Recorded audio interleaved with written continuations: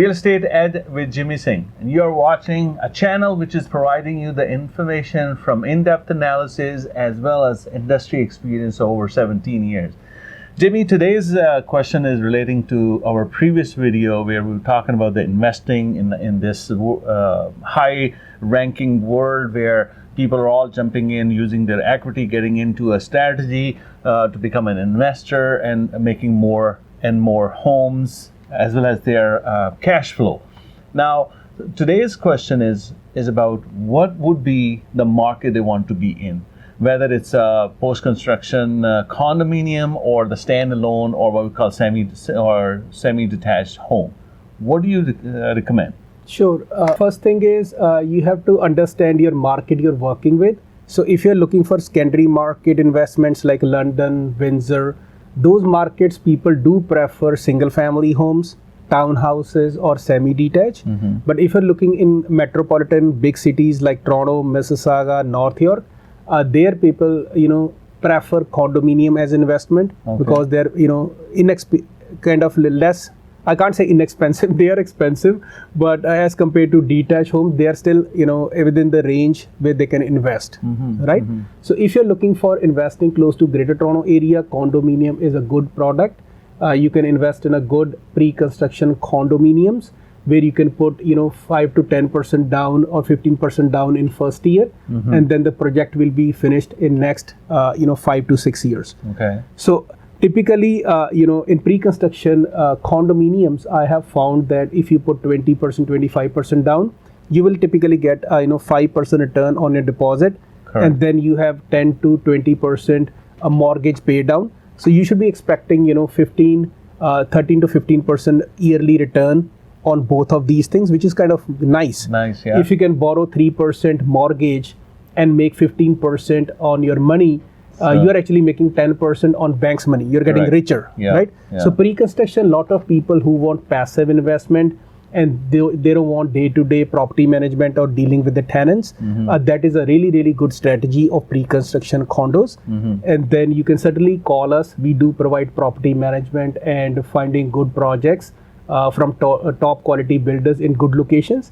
And certainly when you're buying a project in good cities, always look for good areas where there's like close to transit, there's subway stations close by, because tenants do pay premium for those. Right. Yeah. Right.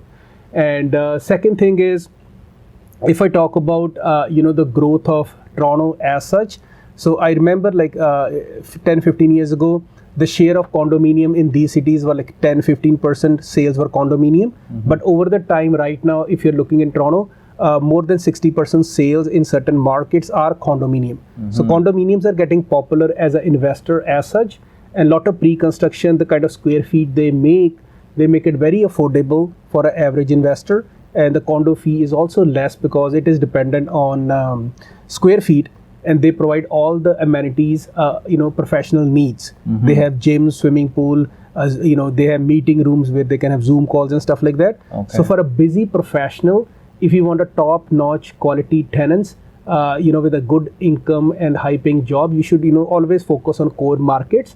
Other thing is, we are sitting in April of 2022, and everybody is talking about, market crash down or whatever. So it is very probable we might have 5, 10, 15% correction this year or next year. But if you are invested in a good market where there's a lot of good offices, high income-paying jobs, those tenants are not affected by these kind of things, versus if you invest in a small town where the job is dependent on one meat packaging plant or kind of one automotive, and if they close, it has a big impact on real estate values, even for like next 5-10 years. Correct. Right. So for condominium guys, your demography is good, the quality of tenants is good, and there's always demand for top-notch locations, and there's always supply-demand kind of challenge. We talk in videos a lot of times about green belt and how the Manhattan effect is taking place in Toronto. We are going vertical. So I think future is condominium. But even if you go to secondary markets, even Kitchener-Waterloo, we have investors who buy with us in Kitchener-Waterloo, in Hamilton, in Niagara Falls, in Windsor. So I give you a very realistic example of a client who bought a condominium, and this is the analysis I done for him in 2020. So his purchase price was roughly $408,000, and the down payment he did is 25%. So that is another very, very critical questions, guys. I get a lot of calls from clients. They said we have 20% down to buy investment property, but as a matter of fact, the prices have risen so much that with traditional 20% down, you won't have a positive cash flow. You will have a negative cash flow. So I personally invest myself with 25-30% down and tell my clients to do the same. So you will have better cash flow, right? So for a 400,000 condo, your down payment you're looking is $102,000, and your mortgage balance is $306,000, and we amortize to the length of 25 years. And in this calculation, Rizwan, we made certain assumptions. First assumption is we are taking only a growth of 4.5% for next 25 years. Though in certain pockets, prices have risen 20-30% in 1 year, right? So I think I'm taking very conservative approach, 4.5% growth. And we also assume the rent is going to go 3% up, condo fee is going to go 3% up, property taxes by the city is going to go up 2% annually. And the interest rate we took in this calculation, guys, is 3% for first 10 years, which is very, logical in today's high environment, interest environment. And from year 11 to 25, we put in the calculation 5% interest, which is kind of high, but we rather be conservative than too optimistic, right? And the rents we can get, we are getting from this property is $1,975 a month. The mortgage, with all the mortgage payments and whatnot, I see a return on investment in the first year approximately 24.4%, because you are paying off your principal. In last 2 years, the interest was like 2%, and 60% of your payment is towards your equity building. Plus, you're also getting appreciation of 4.5%. So in 5 years, your total accumulated return on investment is roughly 138%, and in 10 years is 320% interest. So as you can see, it will certainly help take you in this high inflationary environment, right? So your money is protected. Basically, money is working for you. Exactly. That's right. And certain times, I'll give you. I must say this. This is a very practical information and practical investment you have done for your client. So I'm going to put the chart right on your screen so you can actually see how this has worked out. But do your math in your own avenue and see how you can make this cash flow, make that kind of a return for you. Sure. I see sometime, some builders are selling some projects, or some, agents are selling some projects in Alberta, Calgary, whatnot. So if you see the assumptions are very important for investors, right? Sometimes they're putting very less interest rate, and they don't even calculate sometime, vacancy rates. They don't even put, what if the condo fee goes up, what if the property tax, they don't even use these assumptions. But in practical life, everything is getting expensive. So whatever cash flow they're showing you as an investor to sell you something, it is not correct. So you have to do your own due diligence. And obviously, if a good advisor works with you, he will show you, what you should be expecting realistically. So Rizwan, we will discuss the second option as well. Oh, okay. Wonderful. So this client actually, again, was a first-time investor, but he said instead of pre-construction and waiting for 5 years and keeping money, he rather get a mortgage now and pay off mortgage in 5 years. And he said, let's start looking for a detached house. So we got him a nice detached house in Sarnia. And that time, the price of this bungalow was $440,000. We just bought 2 years ago. And he did 20% down payment, in total $88,000. And principal balance was $352,000. Our closing cost with land transfer tax, lawyer fee and everything was $7,500. And we told the bank to stretch the payment up to 30 years instead of traditional 20, so he can have a better cash flow.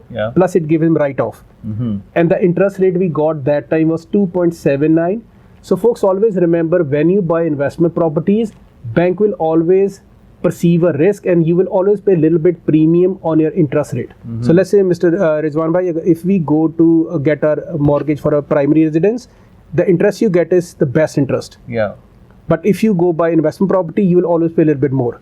Because they know you're going to live there, right? That's right. So the interest in this calculation, folks, is 2.79, and the monthly mortgage payment for my client was $1,441 per month. And we calculated property tax every month would be $375, which is on the higher end.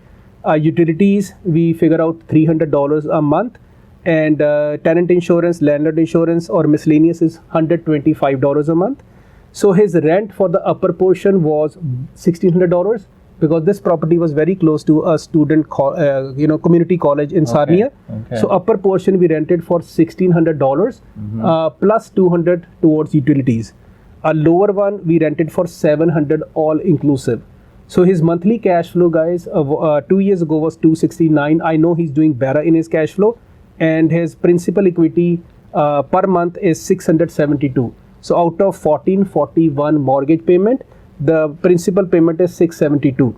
So the yearly total gain he's making out of his rental is $11,291, which is approximately 11.8% return on investment on his down payment. And then if I calculate the same number based on 10% down, the return on investment actually increases to 14.3%. If first time buyer can buy a property less than $500,000 with 5% down, his return would be 22.1%. And as we all know that the less money you put down, you take more leverage, your return will be higher. But keep in mind you might have a negative cash flow. So in the option of 10% down payment, he has a negative cash flow of $160. And if you do 5% down, his negative cash flow is $279. But then again, you have to guys sit and see what makes sense for you. And it's always a good idea, talk to a knowledgeable local realtor who has lots of experience dealing with investment properties, so he can guide you in the right direction. Wow, Jimmy, I really enjoyed going through this case studies, because with the condominium, you just walk us through how to get the condominium, what are the costs, what are the benefits, getting a condo so you don't have to really work in terms of maintaining it. It's a home their own people will able to maintain. So the what we call the equity will not build up too fast, but actually the cash flow is better in condo, and homeowner you can jump into that right away. So then the equity will build fast here, but the cash flow will be a little correct, because sometimes slow. People think like what happened in 2020, the interest was very cheap. Yeah. So my client says, Jimmy, if I wait for 5 years for pre-construction, then I need to get mortgage in future, which might be more expensive. Yeah. He said right now interest I can get fixed 5 year for 2%.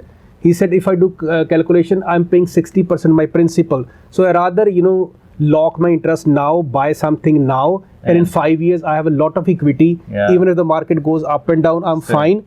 Plus the other benefit is there's the supply is very short for rentals. So it's a different investment strategy, and you can only get it the right way by a knowledgeable investor, just like Jimmy saying, 17 years experience in different markets, and he has the offices all around Ontario. And when I was listening to the case study, it actually really resonated with me. A lot of folks out there who really wanted to utilize their home equity, their investment, their savings in order to get into the real estate market. You're watching Real Estate Edge with Jimmy Singh. Do like, subscribe, and share this video. Who do you may think may be needing this kind of advice? Keep watching Real Estate Edge with Jimmy Singh.